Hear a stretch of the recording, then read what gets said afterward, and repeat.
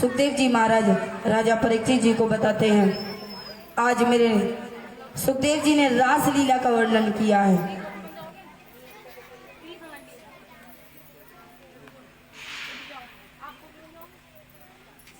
आज मेरे ठाकुर जी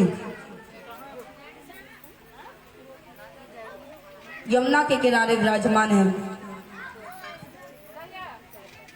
कदम्ब के पेड़ पर मेरे ठाकुर जी आज मुरली बजा रहे हैं। आज शरद पूर्णिमा का दिन है। आज यमुना जी जो रोज की तरह दिखती हैं, आज वैसी नहीं प्रतीत होती। बड़ी सुंदर छवि है। शाम का समय है, यमुना जी पर विराजमान है मेरे ठाकुर जी, और मंद मंद मुस्कनिया से बांसुरी को बजा रहे हैं। मानो पूरा ब्रह्मांड उस बांसुरी की धुन सुनकर रीझ रहा है।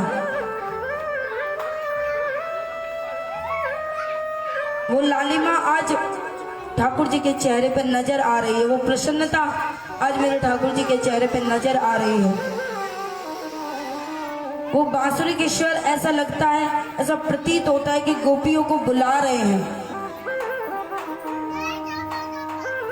जब ये स्वर, बांसुरी के स्वर गोपियों के कान में जाते हैं, राधा जी के कान में जाते हैं,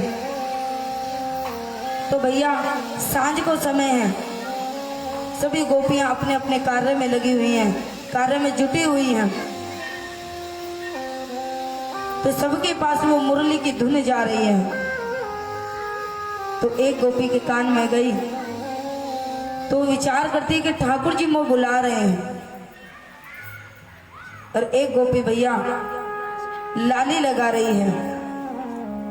तो जब कान में मुरली की धुन पड़ी तो वो लाली है वो आंखन में लगावे लग गई।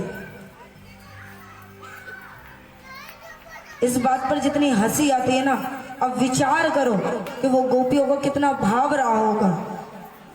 आज भी अगर तुम दिल से जाओ और भक्ति से जाओ तो वृंदावन में आज भी शरद पूर्णिमा के दिन मेरे बाके बिहारी की वो मुरली की तान आपको अवश्य सुनाई देगी। परंतु एक बार उसका आभास कर कर देखो तो भैया गोपी वह लाली है आखन में लगा रही है। कोई रोटी सेक रही है तो आधी कच्ची छोड़ के और अपने पति रह के चल बजी। कोई भैया काजल लगा रही है तो वो लाली पे लगावे लग गई, होटल पे लगाने लग गई। कोई चुटिया बांध रही है, कोई गूंथ रही है तो वह ऐसे ही छोड़ के चाड़ के चली गई। कोई अपने बालक के दूध पिला रही है और बालक के छोड़ के चली गई कि मेरा कहना मोह बुला रहा हो। आज गोपी सब आई हैं यमुना जी के किनारे और ठाकुर जी से सामने खड़ी हो गई। ठाकुर जी ने जैसे ही अपनी मुरली की धुन और तेज, जैसे ही वो आ रही हैं, उनके स्वर और उनकी जब बहुत दूर से कहीं आवाज़ सुनने में आती है तो धीरे धीरे जब उसके पास बढ़ते चले जाओगे तो वो और गूंजने लग जाएगी और गोपियों के मन में उतरती जा रही है। आज गोपी उस धुन के पीछे भागी भागी जा रही हैं और कृष्ण के समक्ष खड़ी हो जाती हैं और आनंद मग्न होकर हिलोरे ले रही हैं, उस धुन का आनंद ले रही हैं। जब मेरे ठाकुर जी के नैन खुलते हैं तब वो गोपियों को देखते हैं और गोपियों से पूछते हैं, रे गोपियों तुम यहाँ कैसे आई हो? कोई कार्य है इतने समय में जो तुम इतनी रात्रि में मेरे पास आई हो? अपने सब कामन्य छोड़ के, अपने पति की सेवाएं छोड़ के, अपनी सास की सेवाएं छोड़ के, उनके बिना भोजन की व्यवस्था करे तुम मेरे पास चली आई? कोई कारण है, कोई तकलीफ है, कोई बीमारी है, क्या कारण है? तब गोपियां कह रही हैं, अरे वाह बड़ो निष्ठुर हो तुम। पहले तो वह बांसुरी में हमारा नाम ले लेके हमें बुला रहे हो, और अब कहते अब पूछते क्यों आई हो? ठाकुर जी कहे मैंने न बुलाया तुम्हें, अब तुम्हें ऐसा लगा तो तुम्हारी गलती है। ठाकुर जी उदाहरण देवे, ये मध्य रात्रि में तुम यहाँ आई हो, शाम के संध्या के समय तुम आई हो, जमाना क्या कहेगा तुम्हें? तो ऐसी होती है पतिव्रता स्त्री। तुम्हें पति के धर्म को समझना चाहिए, सास के धर्म को समझना चाहिए। ठाकुर जी सब ज्ञान देते हैं, कहते हैं उदाहरण दूं कैसे होना चाहिए तुम्हें। ठाकुर जी कहते एक पतिव्रता स्त्री थी, वह पति 3 दिन काम के बाहर 3 दिन काम करने गए हो, और जब 3 दिन वापस आयो, 3 दिन बाद वापस आयो तो नहाए धोए के आज अपनी पत्नी की गोदी में विश्राम कर रहे हैं, और गोदी में विश्राम कर रहे हैं। इधर वह पत्नी को लाला है छोटो सा। पहले तो गैस तो हुआ नहीं करती थी, चूल्हे हुए करते थे, तो चूल्हा जल रहा है और लाला घुटवन घुटवन वहां के चूल्हा की ओर जा रहा है। देख रही है मैया कि मेरा लाला जा रहा है, न कभी दुर्घटना भई तो मेरे लाला के कछु है जाएगा, परंतु मर्यादा देखो और धर्म देखो पत्नी का कि भैया गोदी में पति लेटे हैं, नेक भी मैं हिली तो इनकी नींद टूट जाएगी, इनकी नींद नहीं टूटनी चाहिए। फिर मैं काय बात की पत्नी, अब धर्म संकट में है वो पत्नी, या तो बेटी की विचार करे या तो पति को, वरना काय को विचार ना कियो। वो तो अपने पति ये सलाह रही है कि तुम्हारी नींद नहीं टूटनी चाहिए। लड़का इतना चला गया, आग में जा रहे हो, पर भाई चिंता नहीं, और तुम्हें देखो तुम सबने छोड़े आई, और काय को आई हो तुम यहाँ? अपनी पति की सेवा करवे के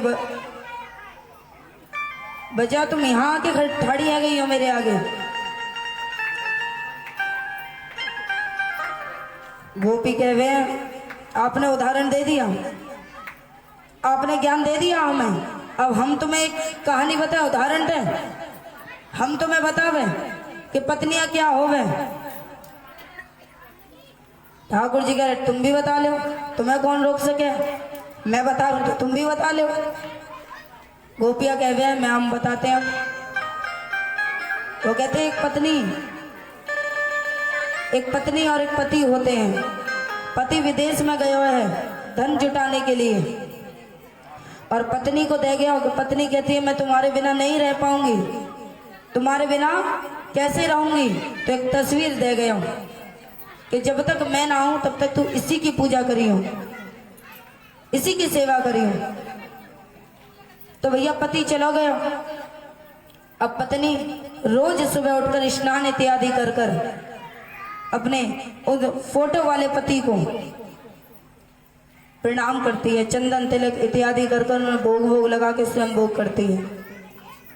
अब एक दिन वहां का जो पति है धन जुटा के शहर से आया, और पत्नी अपने वह फोटो वाले पति की पूजा कर रही है, और वही फोटो वाला पति गेट पे द्वारे खड़े हुआ है, और वो खटखटा रहा है, देवी दरवाजा खोलिए।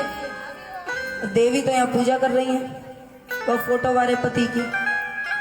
तो बताओ ठाकुर जी है, बताओ कान्हैया क्या करे वो, या वो फोटो वाले की पूजा करे या जो वो फोटो वाला आ गया है वह दरवाजे पे जाए। तो वो कह रहे हैं दरवाजे ही खोलना चाहिए जब जो सच्चा पति आ गया तो भाई यही तो हम समझा रही हैं तुम्हें, यही तो हम तुम्हें समझाने को प्रयास कर रही हैं कि जब हमारे सच्चे पति हमारे सामने आ गए तो हम क्यों संसार के पति के पास जाएं। और अब तुम काय को पूछ रहे हो, अब तो जो होना हो सो तो होएगा। क्योंकि अब तो हम उन्हें छोड़े आए, अब तो तुम्हारे पास आ गए। उनने तो देख ली कि हम यहाँ आ रहे हैं। अब चाहे अंधेरो हो, चाहे रात हो, चाहे मध्य रात्रि हो, हम तो आए गए। अब तो गोपियां कहती हैं,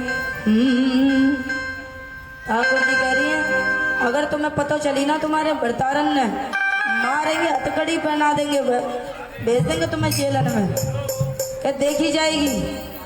अब गोपी कहती है, ओ चाहे फांसी लगे या लगे हथकड़ी, कहती चाहे फांसी पर चढ़वा दो अब या हथकड़ी लगवा दो, जो